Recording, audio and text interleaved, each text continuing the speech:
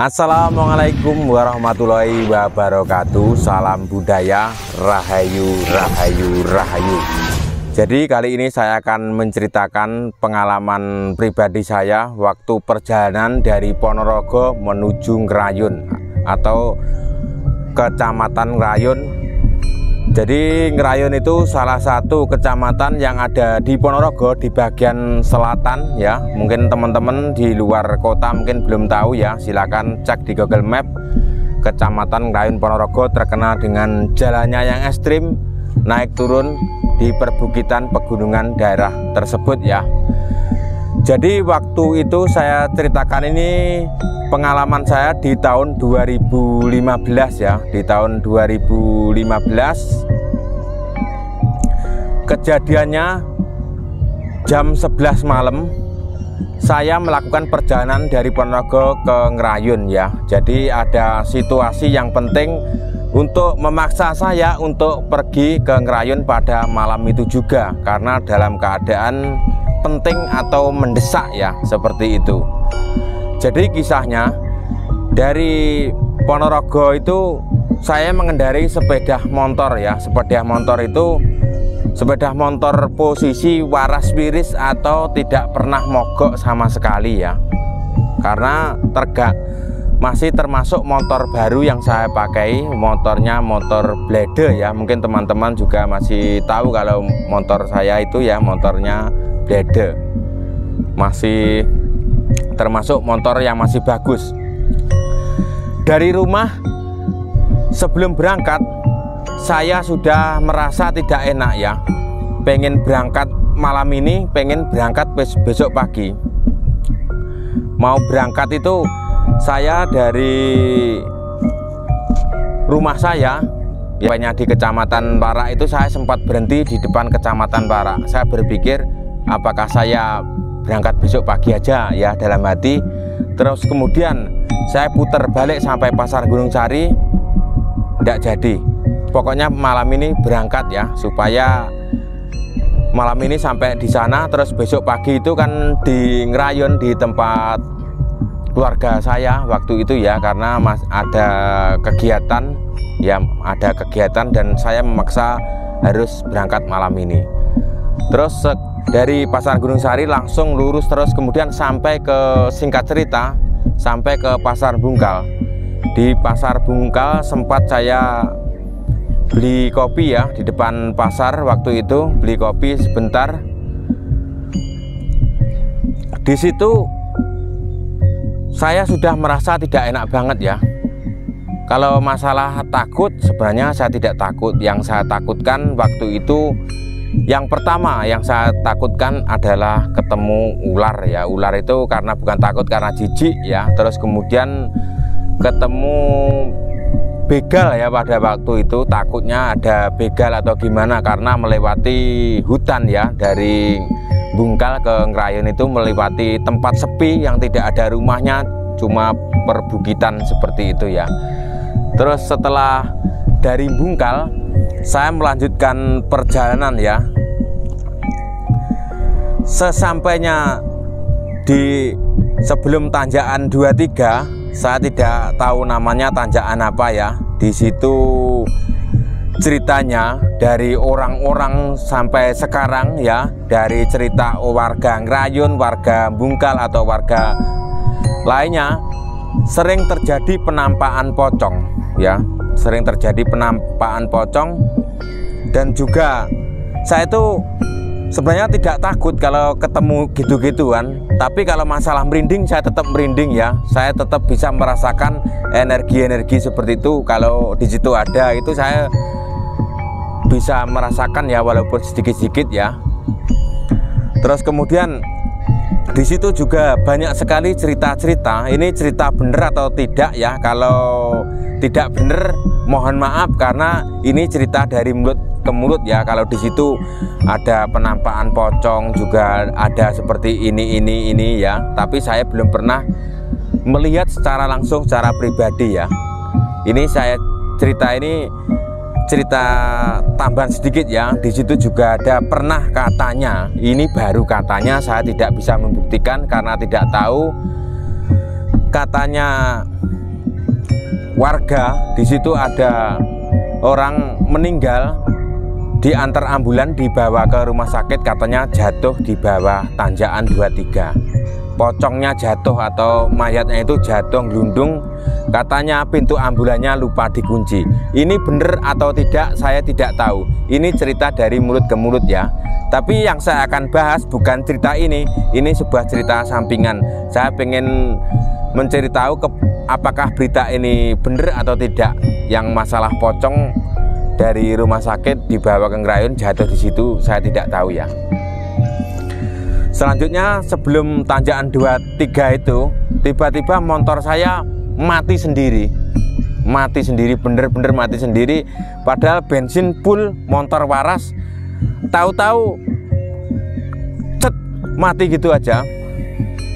Posisi jam 11 malam di situ, itu jam 11 malam lebih, suasana sepi banget, apalagi waktu itu habis gerimis ya. Nah seperti itu, coba bayangkan di bawah tanjakan 23 di Ngrayun ya, bayangkan aja, tidak ada lampu, gelap gulita, sepi, motor mati di situ ya. Pokoknya sepi, hening, tidak ada suara apa-apa. Coba bayangkan teman-teman ya, bayangkan ya, sepi banget waktu itu. Belum sampai kalau sekarang ini ya rame, sudah ramah, banyak anak-anak muda turun jalan-jalan atau yang naik ke atas juga banyak, yang turun ke bawah juga banyak kalau masih jam 11 malam. Kalau dulu itu masih sepi, bener-bener sepi ya, sepi banget. Motor saya mati, saya bingung, saya starter tidak mau, saya pakai engkelnya itu juga tidak mau hidup, bener-bener susah hidup itu.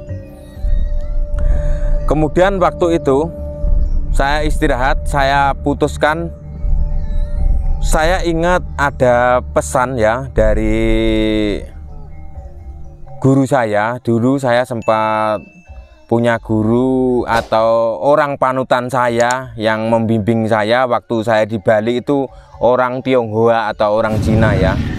Jadi kalau kita mendapat kesulitan seperti di dalam perjalanan, naik motor atau mobil dan lainnya di tempat wingit, angker atau tempat sepi seperti itu, kalau tiba-tiba motor kita berhenti mogok tidak wajar, kita harus disuruh istirahat di situ ya, tenangkan pikiran. Terus kemudian ditinggal sambil ngerokok, kalau ngerokok, kalau tidak ya mungkin teman-teman kalau takut ya bisa berdoa menurut kepercayaannya masing-masing, seperti itu ya. Itu yang diajarkan guru saya orang Cina dari Bali ya waktu itu.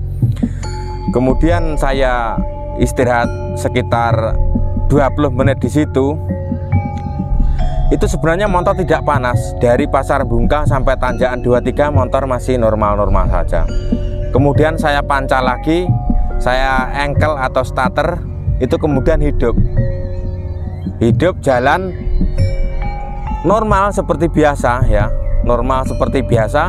Kemudian pas di tanjakan 23, pas jalan agak gini ya, banyak video-video di YouTube atau cek ya, tanjakan 23 Ngrayun itu bisa dicek di YouTube Pegawai Medsos atau Bang Juhu TV, channel-channel saya dulu, banyak video saya naik turun di situ ya. Tanjakannya bener-bener seperti ini ya, terus nikung lagi gitu, di situ berhenti lagi.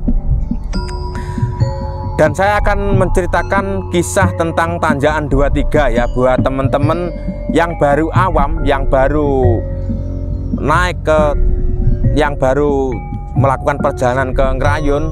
Itu yang susah bukan naiknya, yang susah itu turunnya. Itu di situ banyak sekali kecelakaan, remblong di situ, apalagi motor yang modern zaman-zaman sekarang ini ya.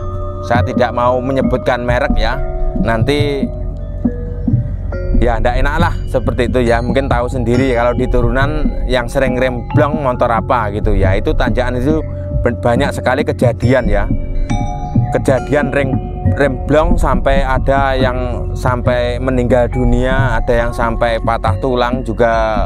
Dulu itu belum lama ini ya, itu warga Ponorogo, namanya siapa saya lupa, itu sampai ini iganya ini patah ya, itu remblong di situ. dan sering, pokoknya banyak kejadian-kejadian kalau remblong di situ. Dan di tanjakan 23 itu sering warga bertemu dengan penampakan ya. Selain penampakan hantu, juga ada penampakan nyata seperti berbentuk ular besar menyeberang di situ. Ular bener-bener besar nyebrang, itu kepalanya sudah nyebrang, ekornya masih jauh. Itu mungkin teman-teman silahkan boleh percaya boleh tidak ya. Ini cerita, kalau ular itu cerita dari mulut ke mulut. Kalau saya itu mogok di situ itu cerita saya sendiri ya, cerita saya sendiri. Setelah mogok itu di situ saya istirahat lagi. Tiba-tiba saya mendengar ada nenek-nenek, itu perasaan saya ya, itu seperti di atas saya. Kan di atas saya itu waktu tempat di tanjakan 23, di atasnya itu ada tebing. Laren sik mas, saya spontan itu kan sambil nyantai sambil ngerokok. Nggih mbah, saya bilang gitu aja spontan. Kalau waktu itu masalah merinding, sebenarnya saya juga merinding ya. Tapi kalau di tempat-tempat itu seperti itu saya tetap santai, rileks ya, karena saya sudah terbiasa ya, sudah terbiasa dengan tempat-tempat di situ ya. Kalau tempat-tempat itu saya sudah biasa, tidak panik atau tidak gitu ya. Soalnya saya juga pernah tidur di bekas kuburan itu sampai bertahun-tahun saya. Bekas kuburan tapi atau maesan-maesannya itu masih ada di situ, walaupun kuburan kuno ya, walaupun kuburan kuno di situ angker.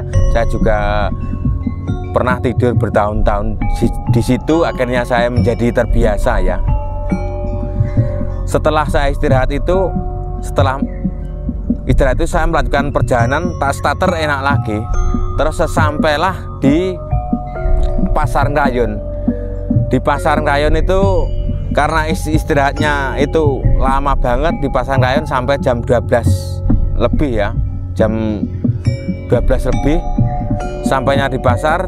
Saya istirahat di situ masih ada kios yang buka, saya beli minuman, makanan dan lain-lain. Kemudian saya cerita-cerita ini itu seperti yang saya alami. Terus katanya memang banyak mas yang sering mengalami di situ, bukan hanya sampean saja, banyak banget ya orang yang mengalami, bukan hanya warga pendatang, tapi orang-orang lain di sini juga pernah banyak yang mengalami seperti itu. Padahal motor itu waras wiris ya. Itu setelah melanjutkan perjalanan, saya dari istirahat dari Pasar Ngrayon melanjutkan perjalanan. Sesampailah saya tujuan, besoknya pagi kan mau acara ke Trenggalek, ke arah daerah Pasar Ndongko Trenggalek ya. Tapi sebelum berangkat acara ke Ndongko Trenggalek itu, saya datang ke bengkel, saya cek fisik motor saya, apakah mesin saya ada yang error, ada yang ini, ternyata normal-normal aja. Kemudian saya pakai melewati Gunung Macan. Begitu terjalnya Gunung Macan ya, Gunung Macan itu perbatasan Ponorogo mau ke Trenggalek. Itu juga ada kisah-kisah yang lain, mungkin teman-teman nanti kalau ada waktu saya kisahkan cerita perjalanan di Gunung Macan ya, Gunung Macan. Setelah saya pakai berhari-hari itu motor itu normal sampai berbulan-bulan ya, sampai bertahun-tahun itu memang motor saya jarang servis ya. Memang kejadian yang saya alami di Tanjakan Ngrayon itu bener-bener di luar logika saya, di luar logika ini ya. Mungkin teman-teman yang tidak punya logika skip aja video ini, percuma nonton ya, pasti akan menimbulkan perdebatan ya. Jadi percaya atau tidak percaya, kita itu hidup berdampingan dengan makhluk lain. Jadi kita di dunia ini tidak sendiri, cuma manusia aja dan binatang dan pohon itu semua. Contoh seperti ini ya, seperti rumput saya pegang ini juga makhluk hidup. Walaupun tidak bernyawa, walaupun tidak bisa mendengar, walaupun tidak bisa berbicara, tapi seperti tumbuhan seperti ini bisa merasakan ya, merasakan. Kalau dicabut juga akan mati, seperti itu. Berarti ini hidup. Kalau kita semprot pakai obat rumput pasti akan mati. Kalau mati berarti hidup ya. Berarti ada kehidupan di sini. Ini juga salah satu makhluk hidup. Ini dimatikan juga mati, dicabut juga mati, disemprot juga mati. Kalau tidak makhluk hidup, kalau disemprot pasti tidak akan mati. Jadi seperti itu. Percaya atau tidak, kita itu hidup bersama alam itu berdampingan. Jadi kita harus saling menjaga dan saling membutuhkan, saling memanfaatkan ya. Seperti itu. Oke, terima kasih.